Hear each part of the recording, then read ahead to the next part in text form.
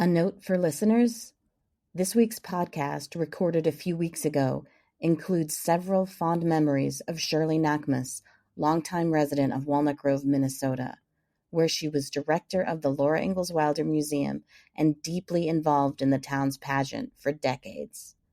Shirley passed away at the age of 96 on October 18th, 2025. Her kindness and her spirit touched everybody who knew her, and we send our deepest condolences to her loved ones.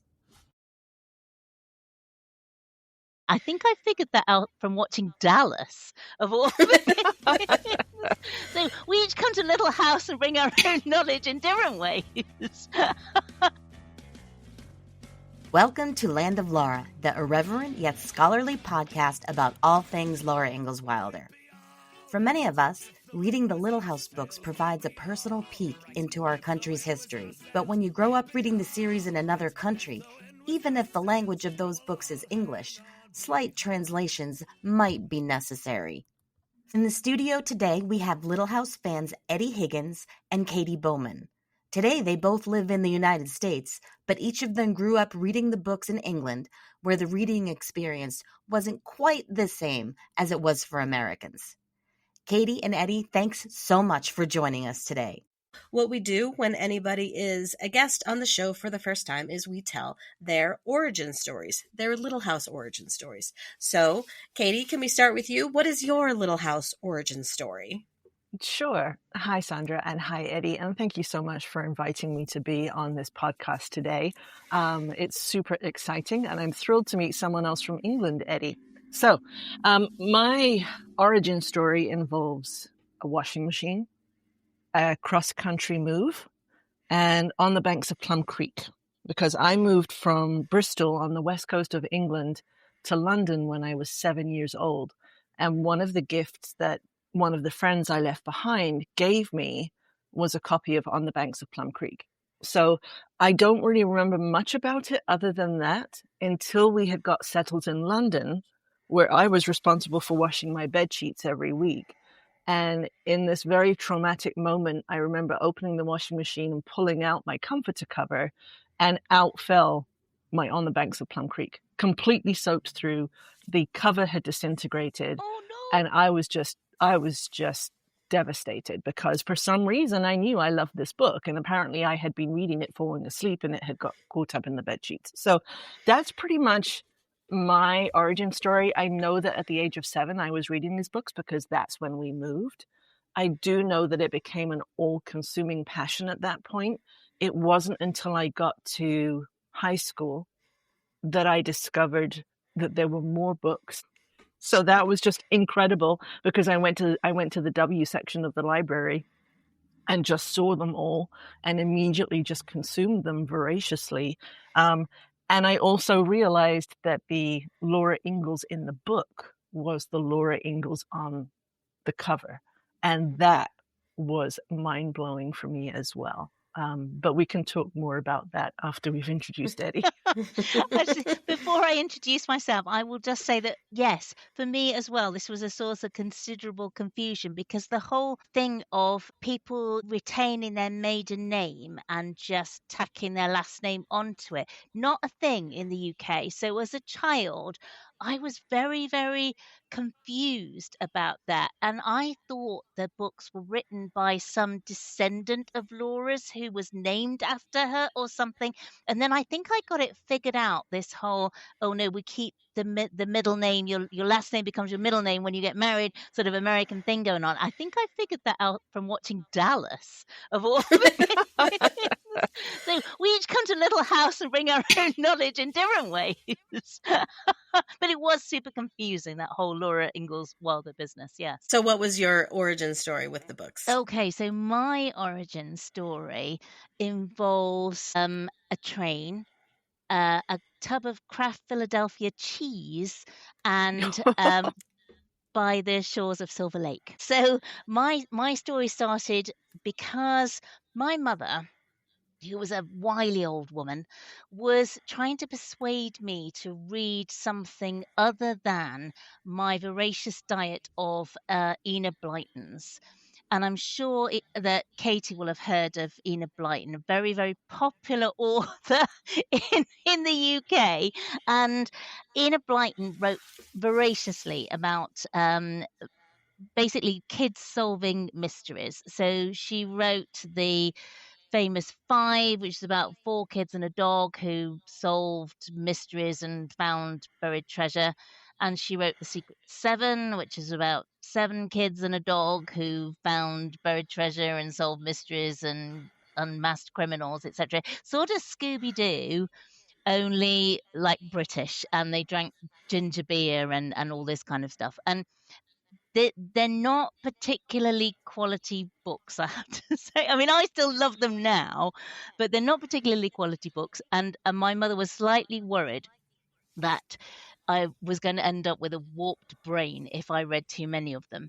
So she was trying to figure out some other books to try and get me interested in. And I was rejecting, she was trying to get me to Narnia and Tolkien and this kind of thing. And I was like, no fairies, no wizards, no talking animals, none of that nonsense. Thank you very much. So she then tried to get me into Laura Ingalls Wilder, but I had seen a couple of episodes of the TV show, and I'm not a fan of that. That is something that will probably become apparent in other episodes of this podcast. So I didn't want to read these books. So then we get to the tub of Kraft Philadelphia cheese, which my mother won a competition in a supermarket for a holiday to America. And we all flew to America. This is me and my three sisters. So yes, four sisters together, just like the Ingalls. We all flew with my parents to America, and we Amtrak'd basically from New York to Los Angeles and then flew home from Los Angeles. And it was the most fantastic holiday you can possibly imagine. Somewhere on a train somewhere in Colorado, I was so bored that I caved and read a Laura Ingalls Wilder book that my mother had packed for me because she realized this was her chance to get me to read them. And of course she was right. I absolutely loved it, and particularly loved all the train stuff when they're on the train, and I was just absolutely hooked. And when I got home, I read the rest of them voraciously. I'm sure we will talk further about how that has manifested in your adult life as well. So, from what I understand from both of you, the editions of the Little House books that you read are a little bit different from the editions of the Little House books that I read in the U.S. So, can the two of you talk about what might have confused you or made you say, or stuff you didn't necessarily even realize was different? Well, I'm dying to know from Katy which editions she actually had of Little House books, because when you talk to Americans about Little House, they always start by saying, well, did you have the yellow set or the blue set? And I've always felt so left out, and I do now have both the yellow set and the blue set, just to feel included. But that's not what I read. Which set of books did you have, Katy? Well, I actually just pulled them off my bookshelf in preparation for this podcast. I had the Puffin set, so I'm kind of showing them on screen. But I had the Puffin set, so it wasn't the blue set or the yellow set, although I have those now as well as several other editions. So I was unaware that they had changed language in the books until we started this conversation. So I'm really excited to go back and have yet another reason to read the Little House books, to see what changes perhaps there were. I know we've been laughing about the braces and suspenders conversation, especially, the braces that they bought for Pa. I think we decided it was in the long winter. So they changed the language on that so that as a youngster, I read that as braces, which probably would be equally confusing for an American audience because they would be thinking of teeth if they read our versions, correct? Yes. What did you find, Eddie? So I'm in my nerdy way. Once I had acquired the yellow set and the blue set, the American versions, I set out to read the American versions compared to the English versions, and the changes are not. They're not extensive. So whoever it was that edited them when they were published in the UK, and I too had puffins. I had a set of puffins, although I can see by the covers on your set, Katie, that you must be a little bit younger than me, because I've got the previous puffin edition with the Garth Williams illustrations instead of the Vanessa Oates ones. Actually, are these Vanessa Oates? These aren't Garth Williams on the cover? Yeah, so okay. I've got Garth Williams on the inside, but then somebody else on the outside. I'd never even thought of that. My goodness. So having shown my age, so when they were published, and I think I'm right in saying that the puffins, when they were published in the 1960s in the UK, I'm pretty sure those were the first paperback editions of Little House that were published basically worldwide, because they predate the paperbacks being brought out by Harper's in the US. But when they were published in the UK, they adopted a fairly light touch to the editing of the books. So they did change a few things, and Katie already identified that one of those things was changing the word suspenders to the word braces, which that would be very confusing for a British kid if they brought some suspenders, because that's basically ladies' underwear in the I will UK. say That was a little bit on the confusing side. And one of the other things that they at the age of sorry, I know I keep interrupting. No, go on. At the age of 7, I don't think I would have known what suspenders were anyway. So it would have been some confusion, but I wouldn't have equated it with a lady's wardrobe. So can I just ask, what part of a lady's underwear would you be referring to when you said suspenders? So it's Is it a garter belt? Garter belt. Yeah, you call it a garter belt. Right. That hold up your stockings. Okay. So I was just going to say that one of the other things that they changed as well is the word dirt, because in the UK the word dirt has a very specific meaning, like stuff that's dirty. So it's like the dust in the corners of your house that you need to clean up. Whereas dirt in the US, I have realized, also has a connotation of basically meaning earth or soil or something like that. So Laura in the US editions, the original editions, I should say, Laura plays in the clean dirt. Well, you can't have clean dirt in the UK. Dirt's dirty. So they changed that to soil or earth or whatever. But apart from that, they actually didn't make too many changes, which means there was an awful lot of words in there that I just didn't know what they were. They were all part of this sort of like weird American prairie language that I didn't know what it was. Did you find that as well, Katie? I did. And the funny thing is in searching, this immediately sets me off down a rabbit hole, right? So as you're talking about earth and dirt, and I'm thinking about on the banks of Plum Creek when the ox's foot comes through the ceiling, and I can remember something rolling down the walls or dropping from the ceiling, and I'm now trying to figure out, did they say dirt? Did they say earth? What did they do? And while I'm looking in on the banks of Plum Creek, it's talking about bloodsuckers, and I'm like, I never knew that bloodsuckers were leeches before. But the thing I love about the Little House books, obviously, and the way that Laura wrote, is that even if you don't know what the word is, the context clues are so visual and so intense that, okay, I understand there's something on Nellie's leg, right? And there's a trickle of blood and it doesn't sound good, and I'm sure the level of horror that she wanted to convey is just as vivid to me, not really understanding it. And that was something else I wanted to mention, is just any time I didn't recognize either a concept or a word in the book, I would run to the American history section of my library. And I vividly remember that, because all the books were on the bottom shelf in some back corner of my school library. And I would just sit there and I would go through frontier cooking books. I would go through weaponry. I would go through how to slaughter a pig, because, all of this stuff, once I realized it was real, and of course, real in quotation marks, right? But once I realized it was real, I was off looking through the books, trying to find all the factual comparisons I could. And so any language confusion was cleared up by the backstory that I was able to find at the age of 11 on the floor of a library. See, that's amazing.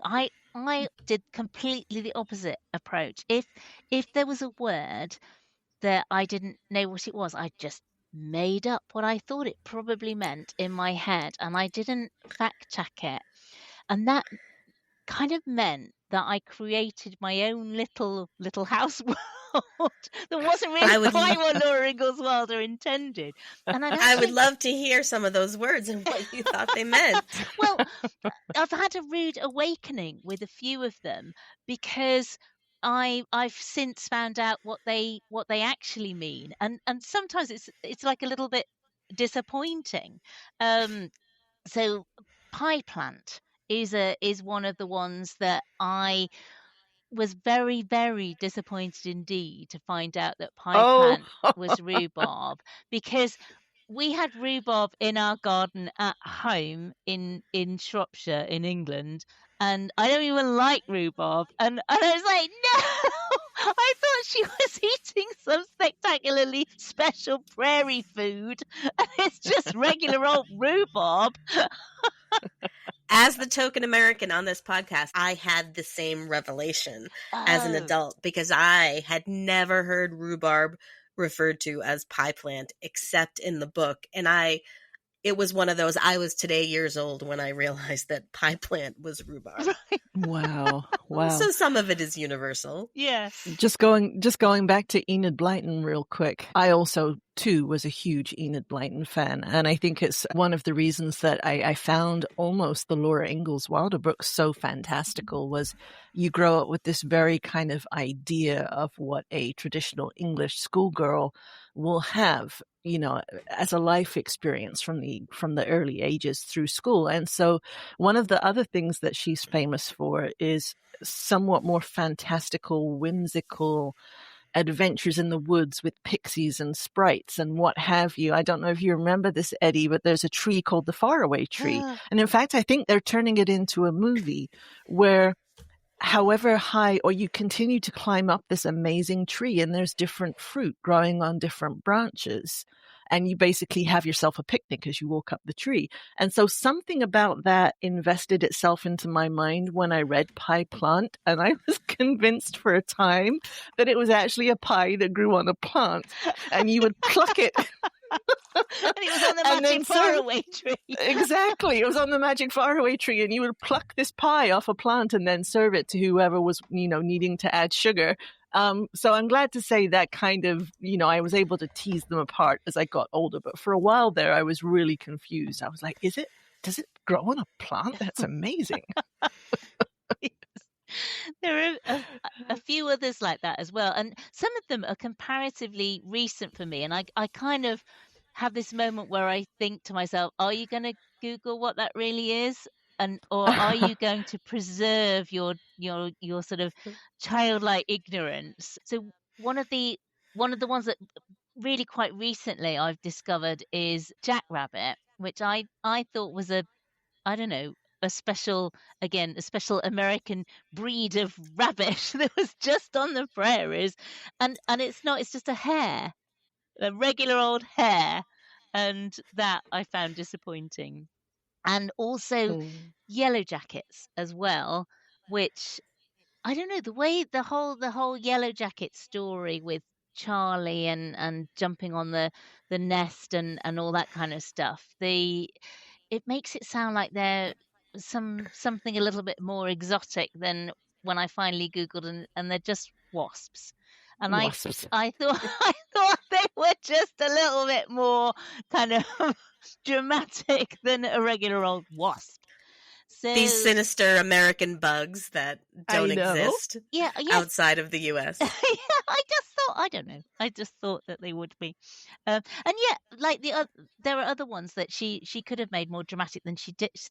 Like the grasshoppers weren't grasshoppers, were they? They were locusts. Right, they were locusts. And if she'd said locusts, I'd have been like, oh, that's fancy. Whereas grasshoppers, I was like, yeah, we have those. Grasshoppers are like cute little insects that bound across the ground and are pretty and green. I was actually in Rapid City, I want to say in 1997, 98, when they had a grasshopper invasion.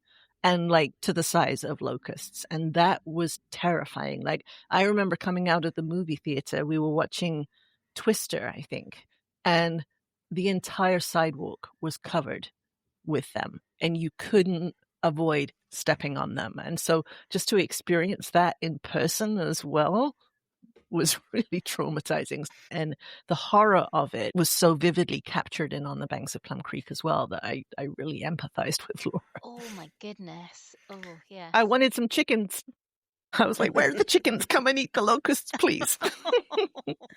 You know, I had a revelatory moment, not in any way as unpleasant as that, but arising from suddenly realizing what Laura had been talking about that I hadn't fully understood before.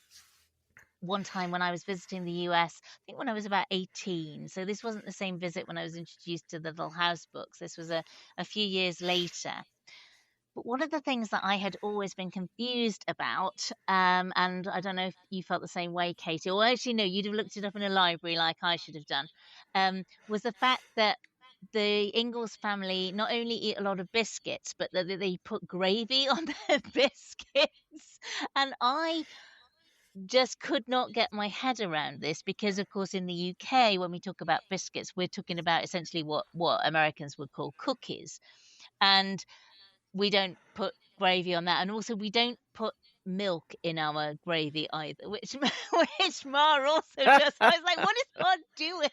She's got cookies and she's putting milky gravy on top of them. This does not sound good at all. But my revelation for that came when I was in a fast food place in, I think somewhere in Virginia.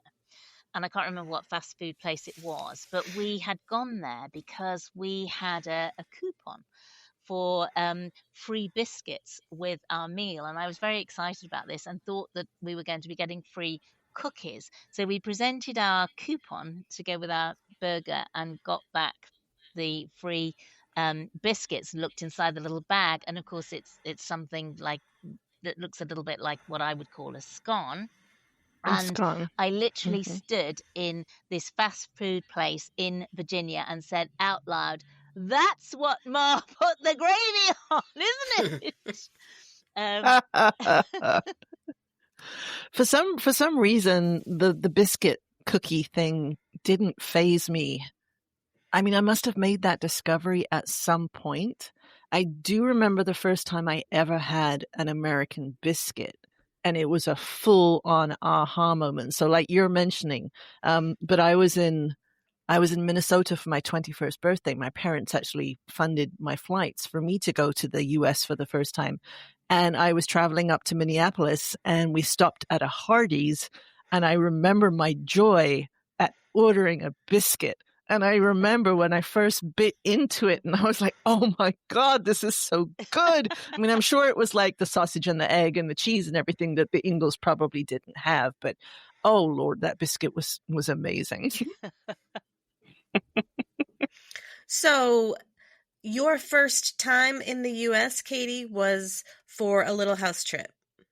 Correct. Yes. I saved all my pennies. I knew I wanted to do this. And so I graduated high school and actually went to college and dropped out. I was pursuing music as a career first.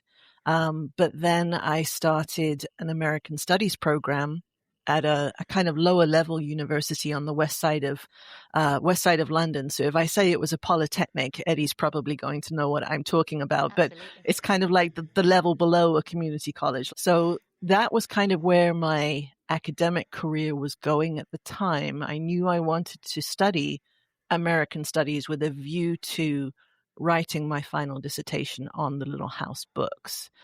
And so it then became, well, how can I actually get there?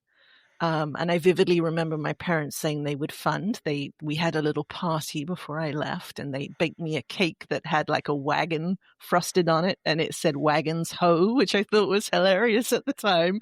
And yeah, I got on a plane. I was 21, so I was drinking, and I thought I knew everything, and I was, I had that youthful devil may care attitude. I think Pa would have secretly been proud of me.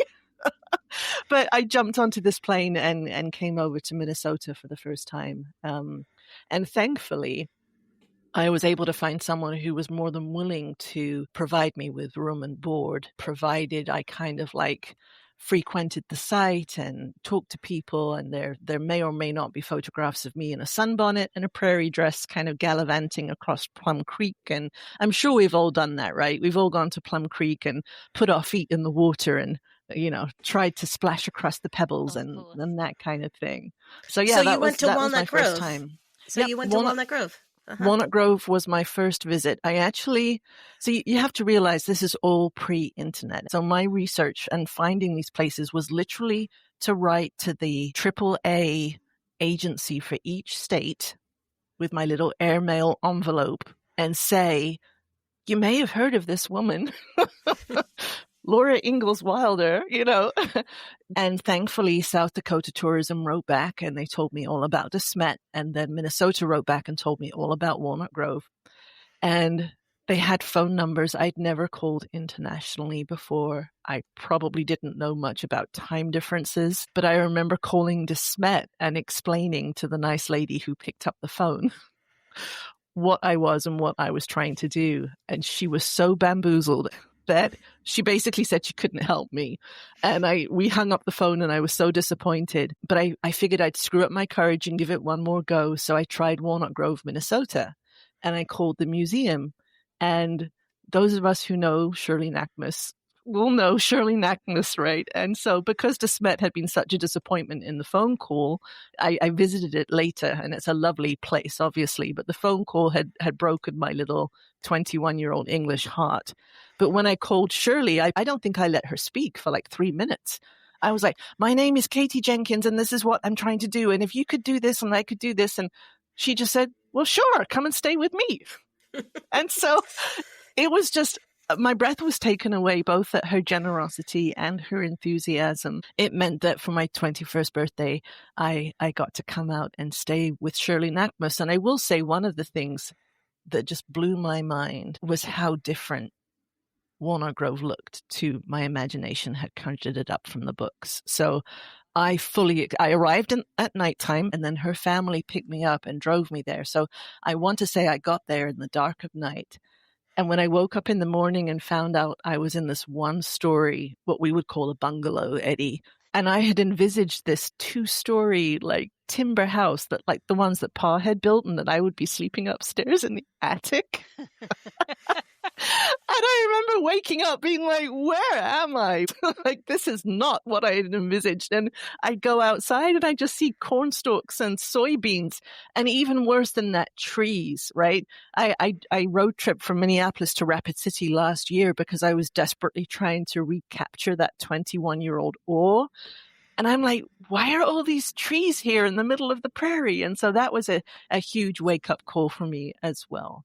But long story short, yes, Walnut Grove was my first little house site that I visited. What a fantastic story. And as someone who also has stayed at Shirley's house in Walnut Grove, her guest quarters, she provided lodging for so many people. Walnut Grove, and the rooms she provided were in the basement, which you don't hear much about in the Little House books. No. I'll also add that Shirley was one of the first people to receive the Legacy Award by the Laura Ingalls Wilder Legacy and Research Association that puts on the Laurapalooza Conference, and I believe she won it in 2012 because she really, really had dedicated most of her life to preserving the legacy of Laura Ingalls Wilder and the Little House books in Walnut Grove, Minnesota. Mm-hmm. She played an amazing Mrs. Olson at the pageant. I don't think I ever got to see that. Oh, that was incredible. I assisted backstage on the pageant for the 2 summers that I was there. So I ended up doing the makeup and like putting the eyeliner on Pa, and Shirley always did her own makeup. Thank you very much. But she was amazing as Mrs. Olson. She would just kind of like sail across it wasn't a stage, it was on the ground, but she would just kind of sail across with her dress billowing out behind her. And I know Mrs. Olson was a construct, but it was just as you imagined her to be. You went there for 2 summers then? I did. It was wonderful to be able to spend a second summer there. I got to go back to De Smet. I actually road tripped, I think, that second summer from Delaware down to Missouri, and I saw Mansfield for the first time, and I got to visit the gravesite before we drove back up to Delaware. So that was a wonderful second summer. I was wondering if we could talk a little bit about pronunciation, which seems to kind of fit into our interpretation of words or the provision of words differently. I've always had the hardest time saying slough or slough and creek or crick. And I'm not sure if that's something you've encountered, Eddie, but I will say that until I had encountered an American, I believed it was Laura Ingalls Wilder, because in my head, I'm like, Builder, Gilder, Laura Ingalls Wilder, because I learned to read from a very early age, but without someone reading to me. So when I read a word, I would decide how it was pronounced. And so Laura Ingalls Wilder never entered my head until I met an American at the age of probably 20, 21. How about you? Oh my goodness. So I think I was okay on Laura Ingalls Wilder. And I have to say, I've since discovered that my reading of Almanzo is correct. I was going a lot to of say. Americans say that wrongly. They say Almonzo. And I think that's a bit like kebab and kebab. I think it's just the OA thing that we have going on there. So I was correct in that. Slough, yeah, I used to. When I first read the books, I think I pronounced it slough, like the town. Like And then when plow. when I learned the pronunciation slough, I assumed it was slough. Slough. And then I later found out, no, they pronounce it slough. The one that I pronounced for years wrong in my head is Smat. Because it says, oh, really? Yeah, it says he's a Belgian. So I assumed it would have a silent T, that it was French. So I pronounced it dismay in my head. Dismay. That's actually probably more appropriate given everything they went through in De Smet to call it dismay, right? But no, I hear you. I don't know why I never thought that too, because, one of the other things I wanted to say, I actually read the Little House books in French because wow. From the age of 11 in England, at least at the time I was going to high school, you learnt French. And then in your final 2 years, you got to decide whether you did Spanish, German, or extra French. And so I think I did extra French. But we were vacationing in France 2 or 3 times a year from a very early age for me. So it was just natural to pick up the language. And I remember reading the books in French, and it was hard because you didn't know if you just didn't understand something or if the word again was completely changed. But I do remember violently disagreeing with some of the translations and saying, well, it wasn't like that in the English version. Thank you very much. And then slough, slough could also be slow if we're looking at like dough, or there's so many. English is such a challenging language, period, right? But slough was one that really confused me. And I think that confuses Americans as well, doesn't it? I feel like not knowing how to pronounce slough is a universal problem. Yes, especially for somebody who grows up in a place that doesn't have sloughs. I mean, if you grow up in South Dakota or Minnesota, or I don't actually even know where most of the sloughs are, but that's a word that they just grow up knowing, and ain't got none of that in Massachusetts. No. And I remember being confused what actually was a slough, because I was like, is it a lake? Is it Silver Lake? Or is it like maybe a marsh or a bog? Like I never really understood it until I saw it in person. And then I was like, oh, that's what a slough is. It seems like when I have had conversations about this, food comes up an awful lot. Is there anything else about the food that really struck you or didn't strike you, as the case may be? There are definitely a few things where Laura Ingalls Wilder uses like a word that's not familiar to the British to describe a particular food. But as Katy was saying earlier, she describes things so well that I could work out what she was talking about, and I just took it as read that there was a different word. So when Ma's doing butchering, I mean, I'm the granddaughter of a pork butcher, so I could tell when Ma was making head cheese, and it was very well described exactly what she was doing, that clearly that's what I would call brawn in the UK. Mm-hmm. And there are a few kind of examples like that. Ground cherries is another one. She describes the sort of little paper covers and this kind of thing so clearly that it's obvious that she's talking about what I would call in the UK physalis. Mm-hmm. I actually grew up with a mother who was part of the Young Wives Institute at the time, if that rings a bell, Eddie. But basically, women in the 70s who were entering marriage were able to take kind of like community college classes and learn how to cook and learn how to keep house. And I remember stumbling across a pig's head in the fridge and being incredibly surprised, as you would be. It's quite a horrific thing to find. And then a few days later, there was this kind of bowl of jellied stuff that looked like the Sunday roast. And what was that? And that was brawn. And so when I read how Ma was making it, I was able to make that equation as well and say, oh, that must be what head cheese is. But I was always fascinated by the collection and the provision and the way that all these descriptions of the harvest made me feel. It was almost as if the descriptions of the family made me feel so warm and loved and cherished reading them. And then to read about the attics full of produce, that's another American word, right, Eddie?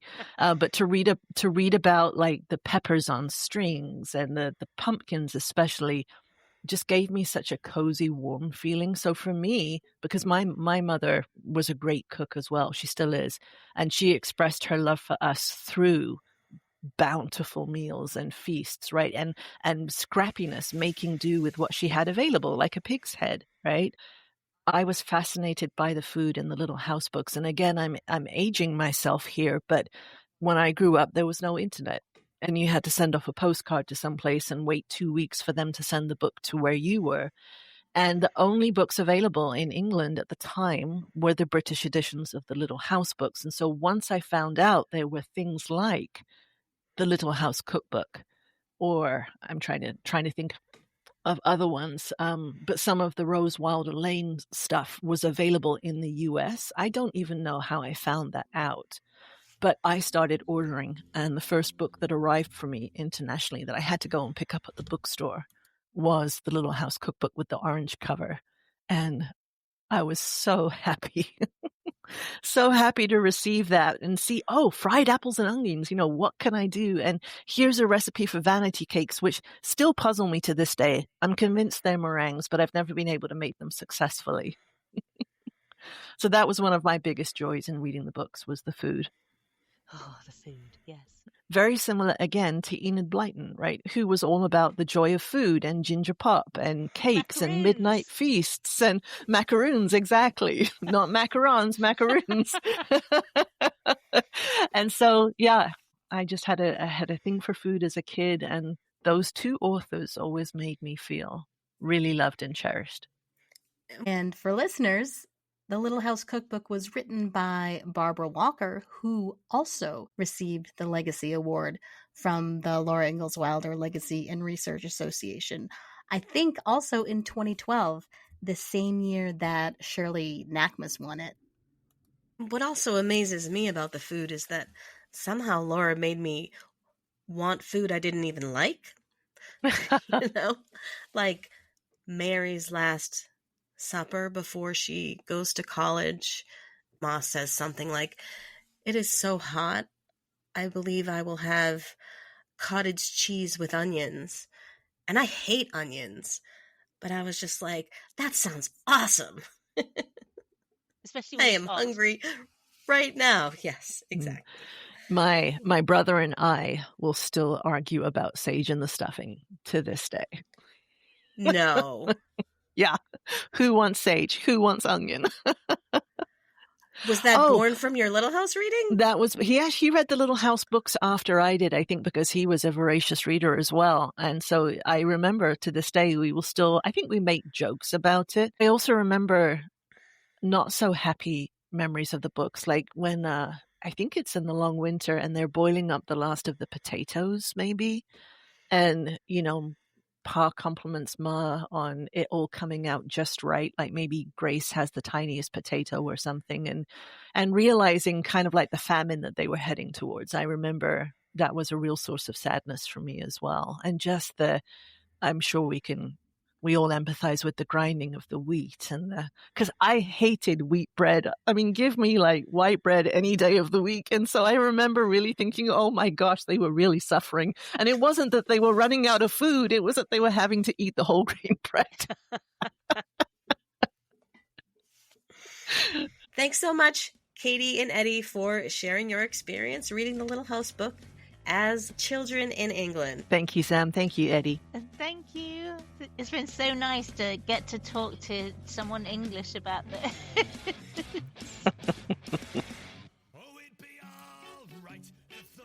Thank you so much for tuning in to hear about the British experience of reading the Little House books. If you too read the books in another country, be sure to let us know on our socials. Land of Laura is created and executive produced by me, Sandra Hume. Special thanks to Canadian folk punk band The Dreadnaughts for our theme music, and extra special thanks to all the guests like Katy and Eddie who give so generously of their time and their knowledge. I hope you'll join us next time. Make sure you subscribe to Land of Laura on your favorite podcast channel so you can hear about episodes as soon as they drop. As Pa says, there's plenty more down cellar in a teacup, and as Ma might have said, it takes all kinds of people to make a Little House world.